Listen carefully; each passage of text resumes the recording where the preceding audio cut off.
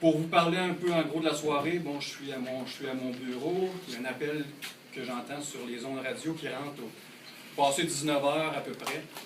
J'ai pas d'heure précise, là, j'ai pas, et puis, bon, qui nous dit qu'il y aurait eu un enlèvement à l'hôpital Sainte-Marie d'un enfant.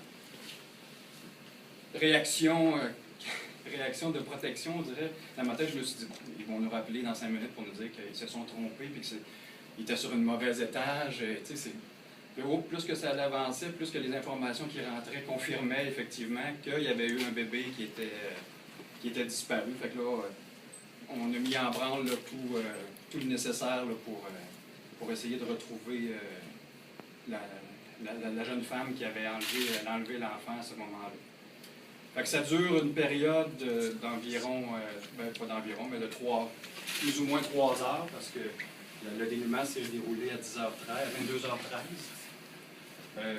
Pendant l'implication du dossier, je peux vous dire que j'ai eu une pensée pour les parents de Cédrico. On dirait que c'est revenu comme j'ai travaillé un petit peu dans ce dossier-là, à l'externe, un peu.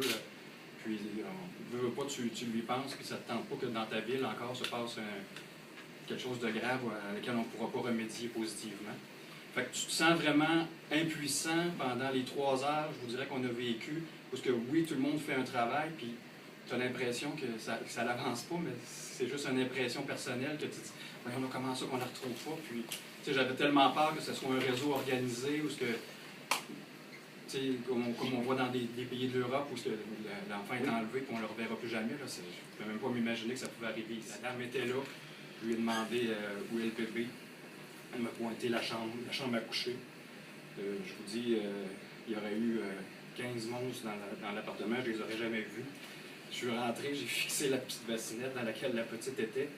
Je l'ai pris dans mes bras. Puis tout ce que je pensais dans ma tête, c'était de la ramener à sa mère. J'ai l'intention de demander si je pouvais aller voir la petite, là, voir qu'elle a grandi puis tout ça. C'est ça.